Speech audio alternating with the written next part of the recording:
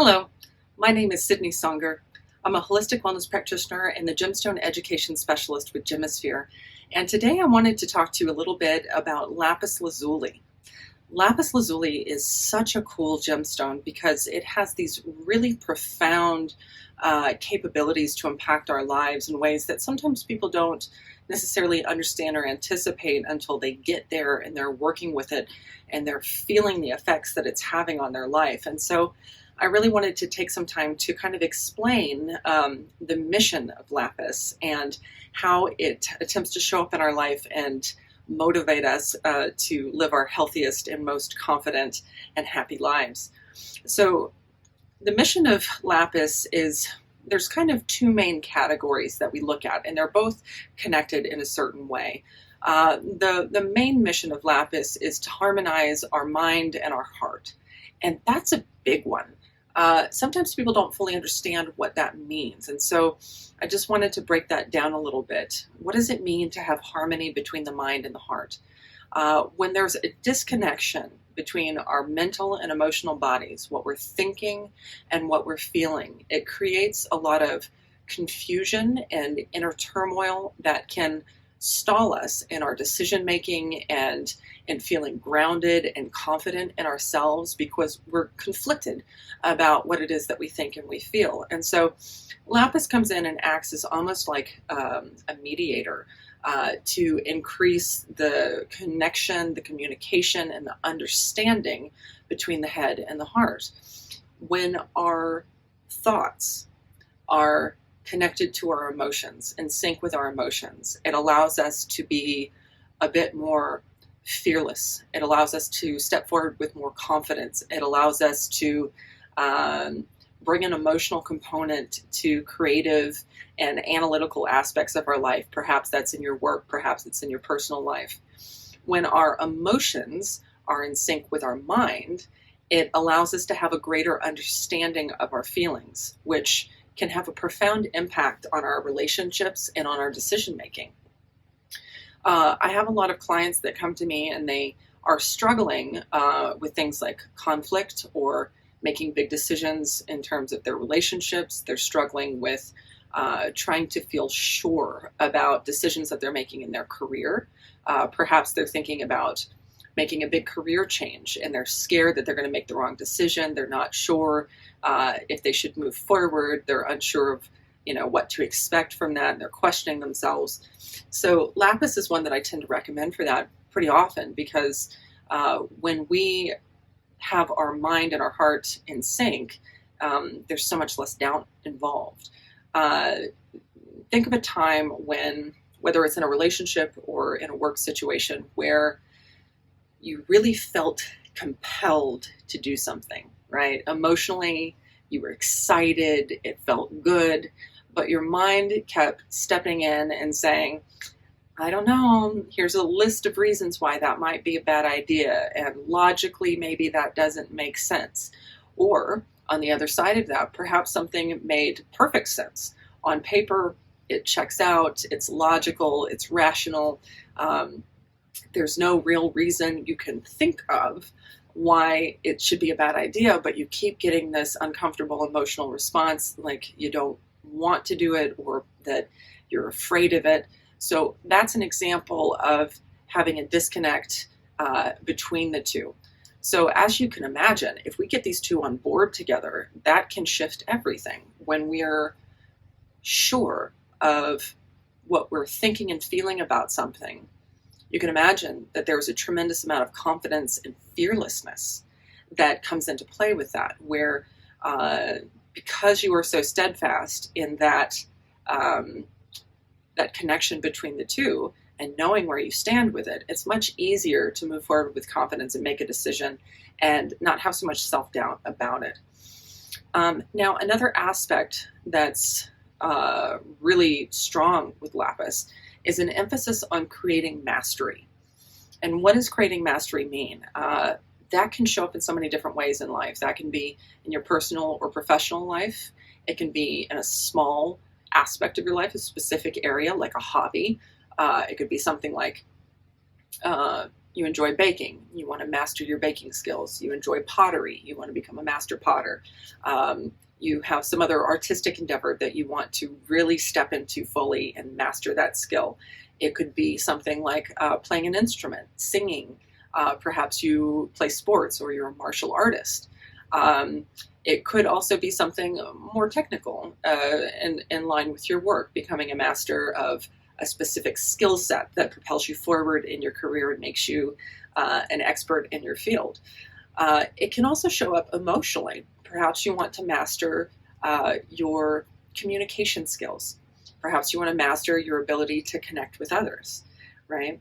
So there are so many different ways that mastery can show up, including in the spiritual sense. You want to master your energy, your ability to meditate or connect with spirit, or to remain grounded and protect yourself, right? So Lapis kind of comes in and encourages us to understand what our actual potential is, so that we can become clear about where we're putting our energy, where we're putting our focus and our intention. Achieving mastery in anything doesn't happen overnight, right? Any skill set that we acquire, it's pretty rare. Of course, there are savants that exist in the world, but that's not the norm, where you decide that you are interested in doing something, or something is beneficial for you to learn. And to achieve mastery, you have to practice. You have to invest time and energy. And when our intention and our emotions are in line with that, it's easy to have that level of dedication and to commit that kind of time to achieve that level of mastery over time. If we are not sure if it's a good thing to spend our time on, it's going to be much harder to be disciplined about it. It's going to feel more like a chore, something that we have to do, and we're questioning it. We kind of, slog our way through it, but we're not doing it enthusiastically. So when mastery comes into play in life, that can really shift a lot. I have a lot of people that also ask me, what's a good gemstone for helping me realize my dreams or my goals? There's so many things that I want to do. I don't know what's right. What should I focus on? What direction is the right direction? And so Lapis has the ability to sort of inspire us in a way where these things become clearer to us. When we have that connection and that harmony between our mental and emotional bodies, it's easier for us to look at a path towards something and be clear about how we feel about it. Yes, I'm excited to pursue this. This is worth my time. This is worth my energy. I'm going to take the steps that are necessary to move forward with that.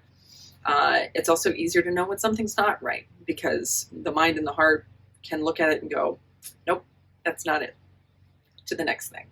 And so there's not quite as much of a delay or that internal volley that's happening that can cause us to really waste a lot of time as we're sort of internally struggling with ourselves and having an internal battle trying to decide what's right for us.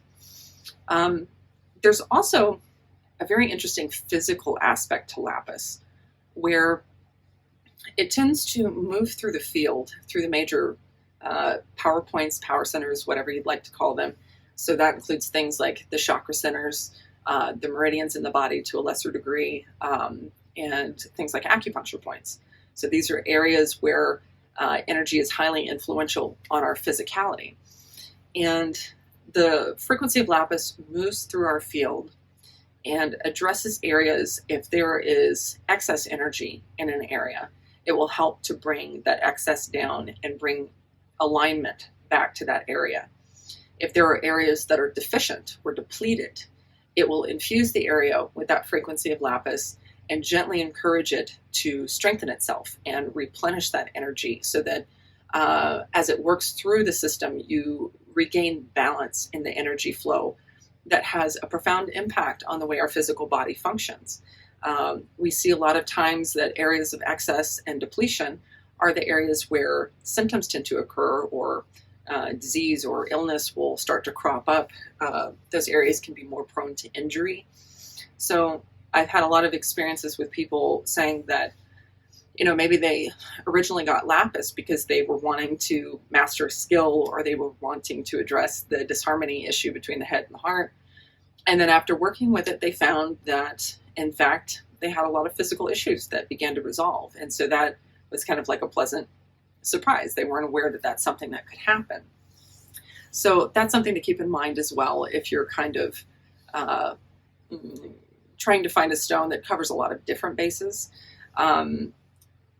The royal blue color of lapis, if you haven't seen it, here's a picture of it, obviously. But seeing lapis in person can be kind of awe-inspiring. I remember the first time that I saw it, or at least the lapis that Gemisphere carries, someone was wearing it, and it's actually this one that I have on now. I managed to acquire it, which was amazing. But it was glowing. Like the royal blue color was so present and so like illustrious that I had no idea what was going on around me. I couldn't hear what people were saying to me. I was just focused on this blue. And it's this gorgeous royal blue color with gold specks in it. And it was just radiating at me. And I had this overwhelming feeling that I needed to work with it, and I needed to bring it into my field and see what it could offer. And at the time when I was being drawn to it in this way, I was definitely going through a period of time where I had a lot of inner conflict. I was struggling to be clear on what I was thinking and feeling about a particular relationship that had come to an end in my life. And I'm sure a lot of you have had this experience that whether it's a friendship, whether it's with family members, coworkers, or an intimate partner, whenever there's conflict, it can be a bit of an emotional roller coaster to process sometimes. Sometimes we have a hard time coming to a place of groundedness and centeredness where we're able to sort of move forward and heal through it and move into the future instead of staying sort of stuck in the past. The mind can tend to ruminate. That's where anxiety can crop up because we're going back and forth of what we should think about a situation. What's the right thing? What's the wrong thing? Should we be happy? Should we be indignant? And the emotional body can do the same thing. One day we feel really peaceful about something, and then the next day we're sad again. And so that kind of back and forth, it can be exhausting, but it can also create a pretty big delay in our ability to fully integrate the lessons of an event that happens in life, where we can take the lesson, integrate it, apply it as wisdom, and then feel the freedom to actually move forward in life. And when I began to work with it, it took a matter of days before the inner turmoil that I was feeling just started to settle. And what I noticed was that my mind was calmer. My thoughts were more settled. I had a lot less anxious thoughts. I had a lot less thoughts that were kind of based in fear or self-doubt, or in some cases, self-deprecating thoughts. And my emotional body really kind of calmed down as well. I had a lot less feelings of anxiety or extreme sadness. I was able to feel grounded and steady, I think is the best word that I can use to describe it. But, lapis isn't a stone that people often expect me to recommend for more emotional issues. They expect one of the more emotional stones like rhodonite or roselle, ruby, rhodochrosite, things like that. But it really just depends on what the situation is. And so if you're experiencing that inner conflict, that internal war with yourself, then lapis might be a good place to start and just see what you can do when your thoughts and your emotions and feelings are in line. You might be surprised at the level of assuredness and confidence and fearlessness that you actually have, and how much easier it is to move forward and make decisions as a result of that. There's also the aspect of, it brings a sense of comfort. And comfort leads to a feeling of allowing us to feel freer. When we feel comfortable and safe, right, you feel free to move about the cabin and look around and study things and be curious and be excited. And when we feel freedom, we tend to feel more confident to pursue these things.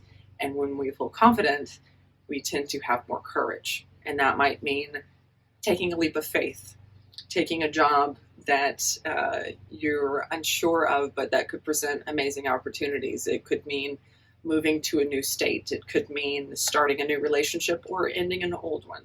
It could mean completely renovating your life and taking control of your health in a way that you have not had the courage to do in the past, or that you didn't believe in yourself enough to.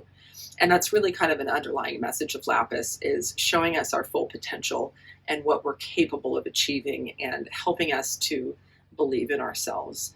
And it bolsters the emotions that help us actualize our goals and our dreams, because we're actually on board with ourselves. We're no longer fighting ourselves over things. We're on our own team, and that can change everything if we let it. So if you'd like to learn more about Lapis, you can always visit our website and read more there. You can also speak with the advisors and ask them any questions that you might have. And I'm also available for consultations if you would like to have a one-on-one and kind of assess if this would be more appropriate for your life than perhaps another gemstone that you're considering, or even how to use it in combination with other things. So go forward, go fearlessly, live your best life, step into your potential, and thank you so much for watching.